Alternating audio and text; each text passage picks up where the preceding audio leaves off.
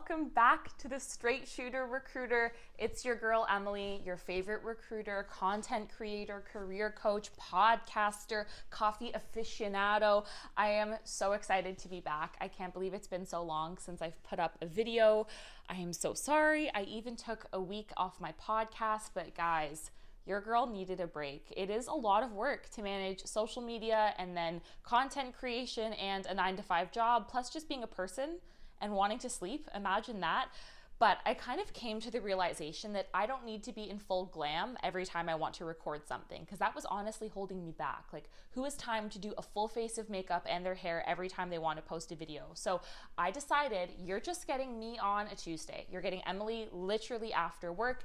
It is what it is. Okay, so we're gonna jump right in. Today's video slash podcast, based on what you're listening to or where you're listening to it, is going to be fire. We're going to talk about 5 mistakes that you are probably making at work that's going to mess you up long term. Trust me, this is not coming from a place of me knowing it all. It's coming from a place of me actually having made these mistakes before. So let's dive right on into it. But before we start with the good stuff, I'm gonna need you to subscribe. I'm gonna need you to like and leave a comment. If you're not listening to the Straight Shooter Recruiter podcast, what are you really doing? If you're not following me on Instagram at Emily the Recruiter, what are you really doing? With that out of the way, let's hop into it. Also, I'm kind of digging like very oversized masculine clothes vibes when I'm working from home lately. This is literally my ex-boyfriend's jacket. Exposing myself. It's fine. Anyways, the first thing that I want to call out is something that I actually still suck at, which is why I'm going to put myself on blast and talk about it. The first mistake you're probably making at work is not asking for help. I have this mentality, and a lot of people that I coach and speak to have this mentality as well, where it's like, if I can't figure something out on my own, I'm going to look stupid, or people are going to think that I'm not capable. But that's really not the case. That's really not the case 9 times out of 10. And thinking about it from a different perspective has helped me ask for help when I need it. If you're not asking for help, it's going to take you so much longer to get that thing done. And I would rather be known for being humble and being able to ask for help than being known for being slow. So it's really important that you reach out, A, to make sure that you get your tasks done on time, but B, so that you can actually learn next time. And something else that I thought was pretty interesting, I was speaking to one of my girlfriends about this, and she was mentioning how she actually really likes helping people when they ask for it. She loves teaching them, she loves sharing her expertise. And then it kind of hit me that you're also giving other people the opportunity to coach you. Like, you're giving other people a chance to flex their skills and be a mentor, which is really fulfilling for a lot of people. Long story short, asking for help is not a sign of weakness. It helps you develop, it makes you more productive, and you're giving your teammates a chance to support you, and eventually you're going to return the favor. So don't hate me. But the second mistake you're probably making at work is asking for too much help. I know, you're gonna wanna like punch me right in the face. I'm sorry, but it's true. There is such a thing as asking for too much help. Here's how to know when you're asking way too many questions or asking for too much help.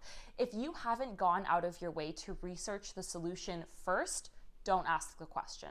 If you don't know what the formula is, if you don't know what the correct way to store the file is, or how to download a certain thing, if you haven't tried researching it on your own, literally, even if it's just a Google search or like scrolling through all of your emails, don't ask the question.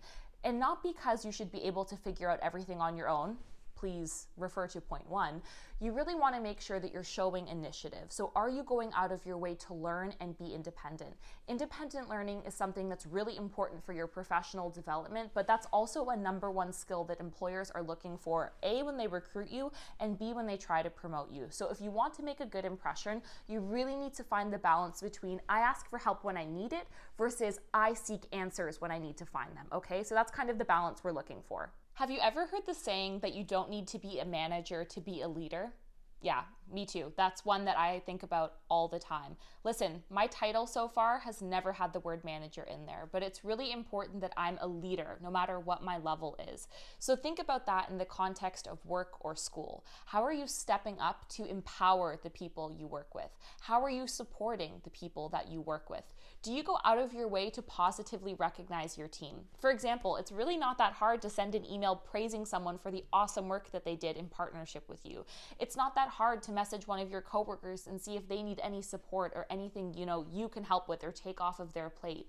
It's little things like this that really help you build relationships with your team, but also give you those foundational skills to someday become a leader. So don't be scared to reach out and empower the people around you, but also don't be scared to find opportunities to try new things. So if there's a process at work that you feel like is broken, or a system that you're using that just doesn't make sense anymore, just because you're not a manager doesn't mean that you shouldn't have an opinion. You should really be reaching out to your team or your leader and say, hey, I noticed this opportunity for us to improve. Could we talk about how to do that? I have some ideas. So don't be scared to innovate, and please empower the people around you. Even if you're not their boss, you are still a team, and it's giving you the skills that you need to take your career to the next level when you're ready.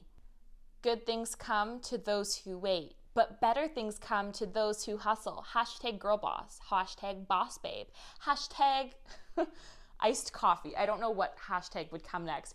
The next thing that you need to stop doing is waiting for opportunities to find you, because they're not going to. Opportunities 9 times out of 10 are not going to find you. You need to knock on opportunity's door and ask for that promotion or ask for that raise. It's really unfair for you to be unsatisfied or unhappy with the job if you haven't even told your boss what your career goals are. So what I want you to do, instead of panicking about how you're going to get a promotion, is make a habit of having candid discussions with your boss about what your goals are. I personally talk to my boss all the time about what's important for me. He knows that I want to be in leadership in someday. He knows that I absolutely love recruitment marketing and social media. So there are stretch opportunities for me to take to expand my skill set. So when it's time for me to apply for a promotion or apply for a new job, I've put in the work and my boss already knows what my goals are. So it's really important that you go out of your way to learn skills and build relationships that are going to help you get promoted. You can't just wait for promotion season and say, oh, by the way, I'm looking to be a senior engineer, or oh, by the way, I'm looking to be a manager.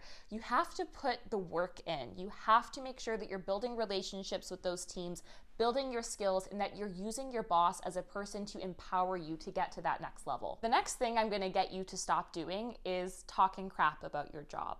If you hate your job, get in line. So many people do. Do you know how many people have a job right now in this very moment that drives them crazy, that brings them absolutely no joy, but just pays the bills?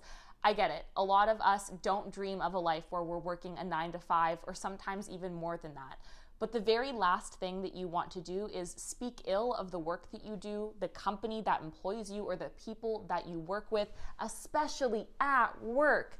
You never want to be one of those people where when someone in a meeting asks, how's your doing? Your immediate response is, oh my gosh, it's so busy. It's the absolute worst. Have you worked with Susie? She's absolutely terrible. I absolutely hate doing this. I hate working with the files. Why? I get it. But why are you putting yourself in a position where you are not only being branded as negative or unhappy with the work that you do, but you're also just creating this cycle of negativity? I'm a firm believer in that you kind of speak the life that you want into existence. And if you're going to continue to complain about the work that you do, you're just focusing on that even more. I really do want to emphasize, though, it's normal to have bad days. You should talk to your boss or talk to your coworkers when you're stressed or when you feel like you need a little bit of support, but you never want to just straight up talk crap about the work that you do. Doesn't matter how comfortable you might be with your boss or with your coworker. It's not a good look, and it's also not good for your wellness overall. So try to remain positive, and if you're consistently unhappy with your job, maybe it's time to start looking. I have a podcast that can help you do that, though, by the way, so just let me know. Guess who's back? Back again. Em is back. Bring a friend. No, but seriously, tag a friend. If you feel like one of your coworkers needs to hear this, maybe they're a little negative Nancy at the office, maybe they need a little positivity boost, send this their way. But for real, comment down below what some of the things you've learned in your career are. If you're listening to this on my podcast, shoot me a DM and let me know what you thought. I can't thank you enough for hanging out with me for a little bit and also being so kind while I took a little break. But we're back, baby. We are back. We are going to be uploading consistently, both on the podcast and on YouTube. I am so excited. Make sure you check out all of my socials in the description so you don't miss a beat. Again, do not forget to leave a comment and like. It helps me so much. And if you're listening on the podcast, go leave a review. Don't be shy. Leave a little review. But it was so much fun hanging out with you again. I hope this helped, and I'll talk to you soon. Mwah!